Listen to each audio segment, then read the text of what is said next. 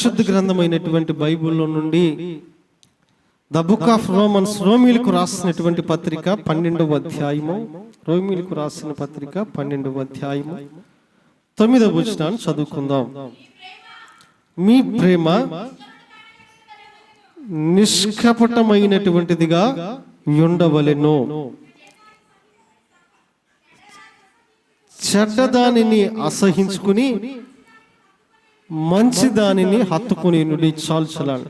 చదవబడినటువంటి యొక్క భాగంలో భక్తుడు తెలియపరుస్తున్నటువంటి మాట ఏమిటి అంటే, మీ ప్రేమ నిష్కపటముగా ఉండాలి అని, అలాగే మనం ఎలాగ ఉండాలి అంటే చెడ్డదానిని అసహించుకుని మంచి దానిని మనం హత్తుకొని ఉండాలని అక్కడ లేఖన భాగంలో అపోస్తుడైనటువంటి పౌలు రోమా సంఘానికి రాస్తూ చెబుతున్నాడు. అయ్యా, మేము ఎలాగ ఉండాలి, మేము ఏ రీతిగా ఉండాలని వారు అడిగితే, మీరు చెడ్డదానిని అసహించుకుని మంచి దానిని హత్తుకొని ఉండుడి అని అక్కడ ఆయన తెలియపరుస్తా ఉన్నాడు. నిజంగా మన జీవితాల్లో ఎప్పుడూ కూడా మానవ హృదయం ఏ రీతిగా ఉంటుందంటే చెడ్డదానికి తొందరగా అది అట్రాక్ట్ అయిపోతా ఉంటది. చెడును తొందరగా స్వీకరించడానికి, రిసీవ్ చేసుకోవటానికి దగ్గరగా ఉంటదిలే. కానీ మంచిది ఏదైనా సరే మనకి ఎలాగుంటదంటే కష్టముగా ఉంటుంది. మరి చూడండి, కాకరకాయ చాలా చేదుగా ఉంటుంది, అది తినటానికి చాలా కష్టంగా ఉంటుంది. పంచదార చాలా తీయగా ఉంటుంది, అది మనం తినటానికి కూడా చాలా ఇష్టపడతాం. కానీ రెండిటిలో కూడా కాకరకాయలో ఉన్నటువంటి ఆ విలువ లేదంటే దానిలో ఉన్నటువంటి పోషకాలు చక్కెరలో ఉండవు. వాస్తవానికి రెండింటిని పక్కన పెడితే ఏది శరీరానికి మంచిదంటే ఆ చేదైనటువంటిదే మంచిది అంటారు, తీపైనటువంటిది మంచిదని అనరు. కాబట్టి ప్రియమైన దేవుని సంగమా, మనం కూడా చెడ్డదానిని అసహించుకుని మంచి దానిని హత్తుకుని ఉండేటటువంటి వారిగా ఉండాలని అక్కడ అన్నాడు. అయితే ఇంకా ఏమైనా ఆయన చెబుతా ఉన్నాడు, మనం ఎలాగ ఉండాలని దేవుని లేఖన భాగంలో ఆయన వివరిస్తూ ఉన్నాడు. మనం దేవుని పిల్లలైనటువంటి మనం ఎలా ఉండాలో కొన్ని విషయాలు పరిశుద్ధ గ్రంథముల నుండి జ్ఞాపకం చేసుకుని ముందుకు వెళ్దాం. మనం ఎలాగ ఉండాలని ఆయన మనల్ని హెచ్చరిస్తున్నాడు, కోరుతున్నాడు. కొన్ని విషయాలు జ్ఞాపకం చేసుకుందాం. 1 కొరింథీయులకు రాసినటువంటి పత్రికను కానీ మనం జ్ఞాపకం చేసుకున్నట్లయితే 16వ అధ్యాయము అక్కడ ఆయన అంటాడు కదా, మనం ఎలాగ ఉండాలి అంటే 13వ వచనంలో మెలకువగా ఉండుడి, విశ్వాసమందు నిలకడగా ఉండుడి. చాలండి. మొదటిగా మనం ఎలాగ ఉండాలి అంటే, మనము విశ్వాసమందు ఎలాగ ఉండాలి అంట, నిలకడగా ఉండేటటువంటి వారిగా ఉండాలి. మీరు విశ్వాసమందు నిలకడగా ఉండుడి. విశ్వాస సంబంధమైన విషయాల్లో నిలకడగలిగినటువంటి వారిగా మన జీవితాల్లో ఉండాలి. ఎందుకనగా విశ్వాసము ప్రాముఖ్యమైనది, దానిలో నిలకడ అనేటటువంటిది కూడా ఇంకా ప్రాముఖ్యమైనటువంటిది. కాబట్టి మనం ఎలాగ ఉండాలని దేవుని వాక్యం తెలియపరుస్తుందంటే, విశ్వాసమందు మనం నిలకడగా ఉండేటటువంటి వారిగా ఉండాలి. కొన్నిసార్లు విశ్వాస విషయంలో నిలకడ అనేటటువంటిది ఉండదు. విశ్వాస సంబంధమైనటువంటి విషయాల్లో నిలకడ అనేటటువంటిది లేనటువంటి వారిగా ఉంటారు. విశ్వాసంలో నానా రకాలైనటువంటి విశ్వాసులు ఉన్నారు. ఒక దేవుని సేవకుడు బోధిస్తూ కొంతమంది విశ్వాసులు ఏ రీతిగా ఉంటారు ఈ రీతిగా వివరించాడు. ఏమనంటే, కొంతమంది విశ్వాసులట తెడ్డు విశ్వాసులు. ఏ విశ్వాసులట? తెడ్డు విశ్వాసులు. మనం ఎప్పుడైనా చూసామా? ఏదైనా నదీ ప్రాంతాలకు వెళ్ళినప్పుడు ఒక తొట్టి లాంటి దానిలో కూర్చుని దానిలో తెడ్డు పెట్టి నెడతా ఉంటారు. ఆ తెడ్డు పెట్టి కదిలిస్తుంటే అదేమైంది, ఆ బుట్ట ముందుకెళ్తా ఉంటది. అలాగే కొంతమంది విశ్వాసులు ఏ విశ్వాసులు అంటే తెడ్డు విశ్వాసులు. ఎవరొకళ్ళు తెడ్డేయాలి వీళ్ళకి. ఏమని, టైం అవుతుంది, ప్రార్థనకు రా, ఆదివారం కదా వెళదాము, మొదటి ఆదివారం కదా బల్ల ఉంటుందని వెళ్దామని ఎవరొకరు ఈ తెడ్డేసి వాళ్ళని తిప్పుతుండాలి. ఆ తెడ్డేసి తిప్పుతుంటే అప్పుడే వారు ముందుకు కదులుతారు. మరి కొంతమంది విశ్వాసులు ఏ విశ్వాసులు అంటే తెరచాప విశ్వాసులు అంట. కొన్ని మనం చూస్తే సముద్రంలో కానీ నదుల్లో కానీ కొన్ని తెరచాప పడవలు ఉంటాయి. అంటే ఒక పడవకి పైన ఒక తెర కడతారు, గుడ్డ. ఆ గుడ్డను దేనికి కడతారంటే గాలి వచ్చి ఆ గుడ్డను నెట్టినప్పుడు అదేమైపోతా ఉంటది, ముందు కదులుతా ఉంటది. అంటే ఆ గాలికి అది ఆ నెట్టినప్పుడు ఆ గాలి తగిలినప్పుడు అదేమవుతా ఉంటది. అలాగే కొంతమంది విశ్వాసులు కూడా వాస్తవానికి దానికి ఆ పెట్టవలసినటువంటి పేరు గాలి విశ్వాసులు. తెరచాప విశ్వాసులు గాలి ద్వారా కదులుతుంది కదా, అటువంటి విశ్వాసులు ఉంటారు. బయలుదేరతారు, రేపు మందిరానికి వెళ్ళేటప్పటికి ఏ గాలి తగిలిద్దో తెలియదు. షాపింగ్కి వెళ్ళాలని గాలి తగిలితే అటు వెళ్ళిపోతారు. ఒకవేళ ఏదైనా ఫంక్షన్కి వెళ్ళాలని గాలి తగిలితే అటు వెళ్ళిపోతారు. ఒకవేళ ఏదైనా వేరే కార్యక్రమాలు, వేరే ప్రార్థన జరుగుతుంది, నేను చెప్పలేం. ఓ సన్నగారు గాలి తగిలిద్దో చెప్పలేం, కృపా మినిస్ట్రీస్ గాలి తగిలిద్దో చెప్పలేం, గుడ్ షెపర్డ్స్ గాలి తగిలిద్దో చెప్పలేం. ఏ గాలి తగిలితే అక్కడికి వెళ్ళిపోతారు. మూడో రకమైన విశ్వాసులు ఉన్నారు. వీళ్ళు ఇంజిన్ కలిగినటువంటి విశ్వాసులు అన్నమాట. ఇక వారు స్టార్ట్ చేశారంటే ఇక మందిరంలోనే వారు కనపడేది. వారు ఇంటికాడ బయలుదేరతారు, మందిరంలోనే కనపడతారు. ఇక వారికి వేరే సంఘంతో పని ఉండదు, వేరే సేవకుడితో పని ఉండదు, వేరే మీటింగ్తో పని ఉండదు. ఇంటికాడ బయలుదేరటం, సంఘంలో కనపడటం, మరలా ఇంటికి వెళ్ళిపోవటం. ఈ టైపు విశ్వాసులు. అందుకే నీ దేవుని వాక్యం అంటుంది కదా, మనము విశ్వాసమందు స్థిరమైనటువంటి వారిగా ఉండాలి. ఇందా చెప్పాను కదా, ఉపదేశకులు వేలకు వేలు ఉన్నారు, కానీ తండ్రి మాత్రం ఒక్కడే. కాబట్టి విశ్వాసమందు మనము స్థిరముగా ఉండేటటువంటి వారిగా, స్థిరమైన వ్యక్తులుగా ఉండేటటువంటి వారిగా ఉండాలి. అపోస్తల కార్యాల్లో ఆయన ఒక మాట అంటాడు కదా, the book of act chapter 14 14వ వచనాన్ని కానీ జ్ఞాపకం చేసుకున్నట్లయితే, అపోస్తల కార్యాలు 14వ అధ్యాయము 22వ వచనంలో ఆయన ఒక మాట అంటాడు కదా,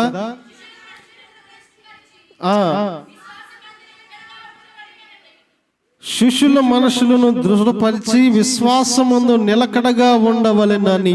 చాలు చూడండి, అక్కడ అన్నాడు కదా, అక్కడ ఆయన అందరినీ కూడా దృఢపరిచి అక్కడ వారికి ఏం చెప్తున్నాడంటే, శిష్యులతో విశ్వాసమందు నీవు స్థిరముగా ఉండాలి. విశ్వాసమందు మనం ఎలాగ ఉండాలంటే స్థిరము కలిగినటువంటి వారిగా ఉండాలి. విశ్వాస సంబంధమైన విషయాల్లో కొంతమంది స్థిరమైనటువంటి నిర్ణయం తీసుకుంటారండి. కొంతమంది చాలా స్థిరమైన నిర్ణయం తీసుకుని అలాగే ఉండిపోతారు. నిజంగా అది చూసినప్పుడు, అటువంటి స్థిరమైనటువంటి నిర్ణయాలు చూసినప్పుడు చాలా సంతోషం అనిపించింది. అక్కడ నేను ఒకసారి మన మీటింగ్స్ అనుకున్నప్పుడు కొంత పాంప్లెట్లు పంచుతే క్రమంలో ఒక సహోదరుడు కనపడ్డాడు. ఆయన నేను అడిగాను, అన్నా మన ఈ రీతిగా మీటింగ్లు జరుగుతున్నాయి, నీవు నీతో పాటు మీ సమూహం కూడా రావాలని పేపర్ ఇచ్చాడు. చదివాడు, ప్రార్థన చేస్తా అన్నాడు. ఆయన మొహాన్ని చెప్పాడు, అన్నా నేను వస్తా గానీ మన వాళ్ళను పంపను అన్నాడు. అదేంటయ్య బాబు, రేపు నువ్వు పెట్టినా మేము కూడా వస్తాం కదా, అదేంటి అన్నమాట అన్నా. లేదు లేదన్నా, మేము ఒక విశ్వాసంలో ఉన్నాం, అది దాటము అన్నాడు. అదేంటయ్య ఆ మాట అంటావు, బలివుడు, బైబిల్ అంతా ఒకటే కదంటే, బైబిల్ అంతా ఒకటైనా కానీ ఆ దేవుణ్ణి ఆరాధించే క్రమాలు వేరుగా ఉన్నాయి కదన్నా. కాబట్టి మేము మా విశ్వాసంలోనే ఉంటాం, మేము పక్కకు రామన్నాడు. ఏది ఉదాహరణకు ఒక మాట చెప్పయ్యా నాయన అన్న. ఆయన అన్నాడు, అన్నా మాలో గొప్పగా ఒక వ్యక్తే ఉండి వాక్యం చెప్పడం మీలాగా, మాలో సంఘ పెద్దలు కూడా వాక్యం చెప్తారు, సేవకుడు లేకపోతే సంఘ పెద్దల పరిచర్య చేస్తారు. మీరు ఉన్నారు, మీలో ఒకళ్ళే పరిచర్య చేస్తారు. రెండవదిగా మీలో పరిస్థితి ఎలాగుంటుందంటే, మీ ఆత్మీయ స్టైల్ ఎలాగుంటుందంటే, మీరు పరిశుద్ధాత్మని చప్పట్లు కొట్టి మీరు ఆరాధన పాట పాడతా, గంతులేస్తా, అన్ని భాషలని పాడుతూ ఉంటారు. కానీ మాలో ఏముండదన్నా, మేము అన్య భాషలు చప్పట్లు ఇవన్నీ కాదు, మేము స్తుతి, ఘనత, మహిమ, ప్రభావం ఇవన్నీ ఆయనకే, మాలో అవి లేవన్నాడు. ఇలా మచ్చుకు 3-4 చెప్పాడు. మీరు క్రమం ఎలాగుంటుంది, మా క్రమం ఇలా ఉంటుంది. సరే ఒకసారి పంపిస్తే ఏమైందన్న, ఒకసారి వస్తే ఏమైందంటే, ఏమో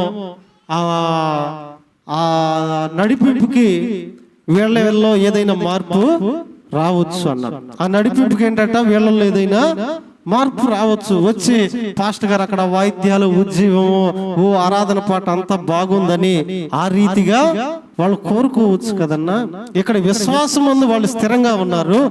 ఇప్పుడు నీ దగ్గరికి పంపిస్తే, ఇప్పుడు నీ మందిరానికి వస్తే, అక్కడికి వచ్చిన తర్వాత వారికి ఏదైనా నచ్చి ఈ విశ్వాసం నుండి తొలగిపోవచ్చు కదా. నాకు అనిపించింది మన విశ్వాసమైనా వాళ్ళ విశ్వాసమైనా చివరికి అక్కడ కనపడటానికే కదా.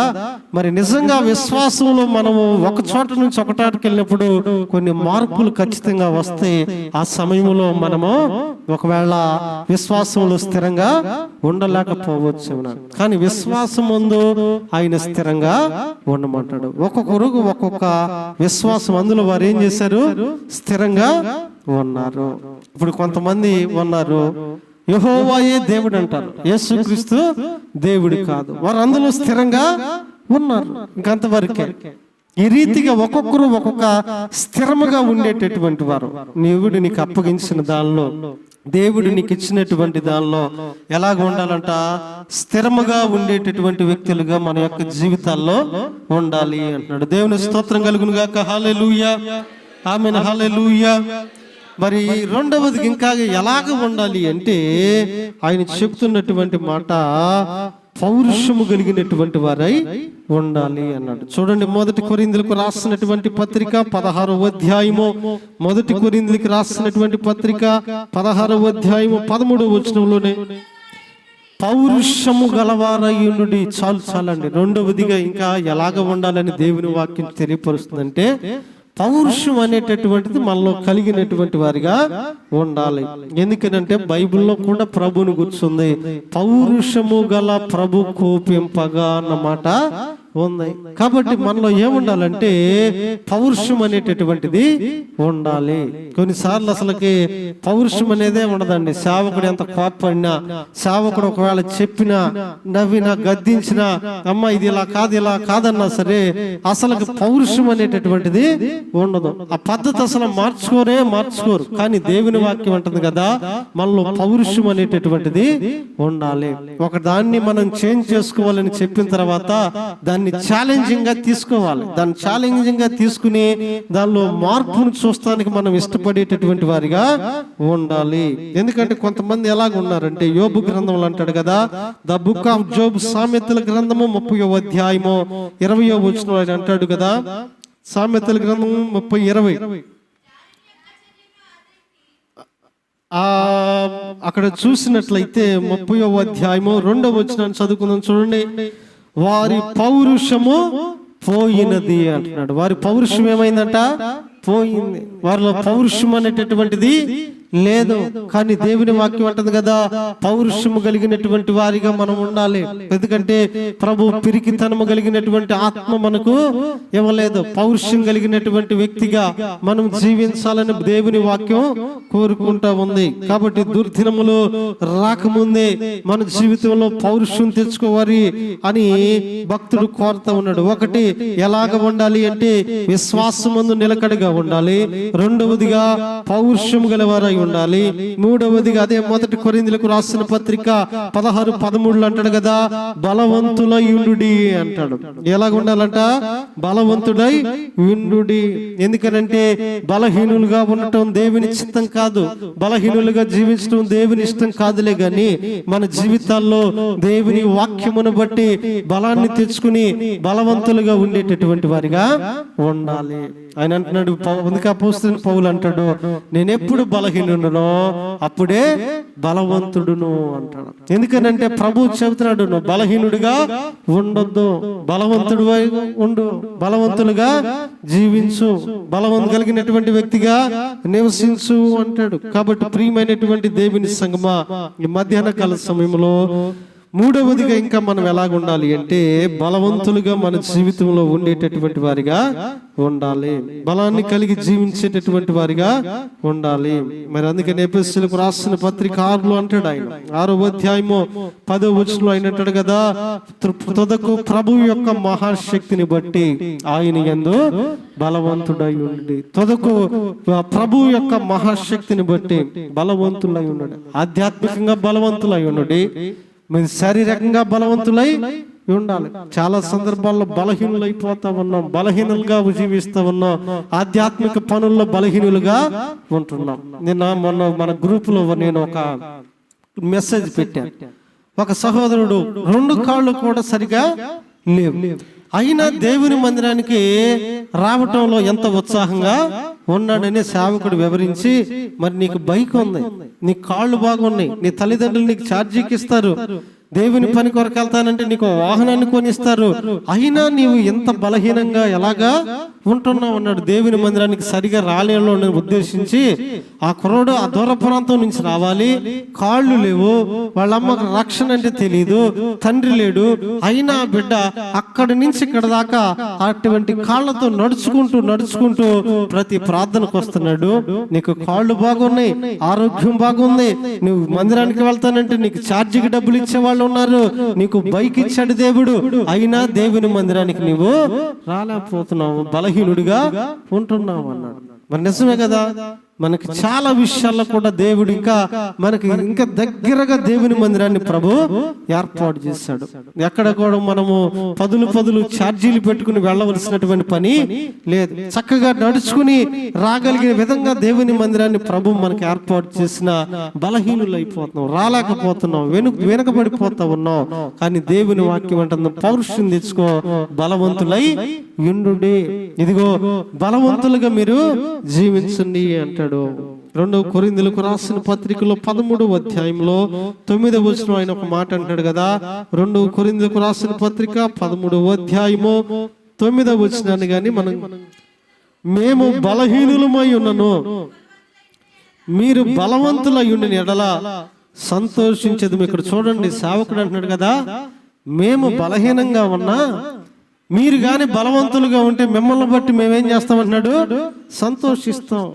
మేము ఒకవేళ బలహీనంతో ఉండి స్టేజ్ ఎక్కిన, శరీరక బలహీనంతో బాధపడుతూ స్టేజ్ మీద ఉన్నప్పటికీ కూడాను, ఇదిగో మీరు గాని బలవంతులుగా మా కంటికి కనిపించినప్పుడట పాటలు పాడటంలోనో దేవుని పరిచర్యలోనో సంఘ అనుభవాల్లో మీరు బలవంతులుగా ఉన్నప్పుడు మిమ్మల్ని బట్టి మేము ఎంతగానో సంతోషిస్తామన్నాడు. కాబట్టి ఒకటి, విశ్వాసం ముందు నిలకడగా ఉండాలి, పౌరుషము గలవారై ఉండాలి, బలవంతుడై ఉండాలి.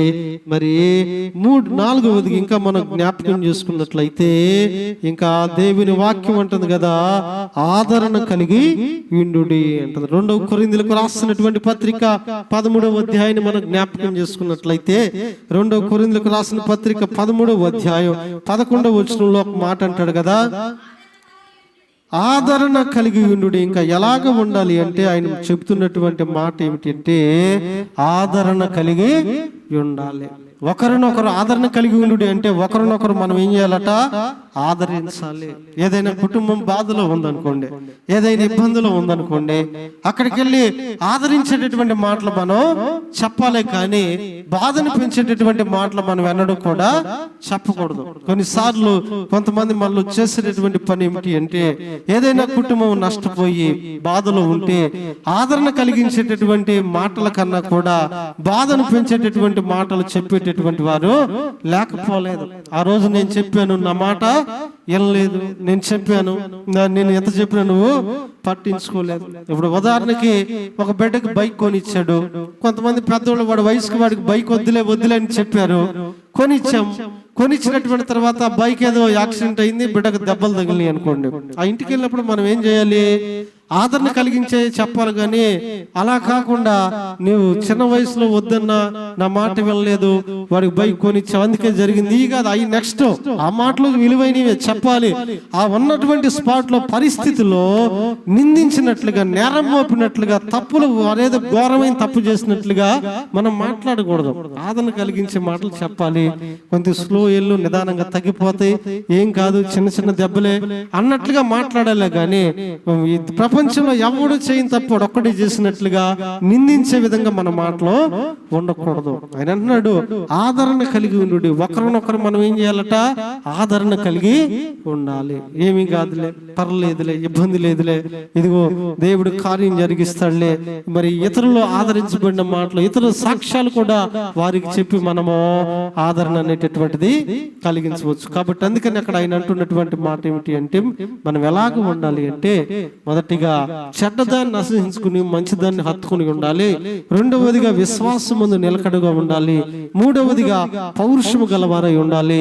నాలుగవదిగా బలవంతులై ఉండాలి. ఐదవదిగా ఆదరణ కలిగినటువంటి వారిగా, తోటి వారిని ఆదరించేటటువంటి వారిగా మన జీవితాల్లో ఉండాలి.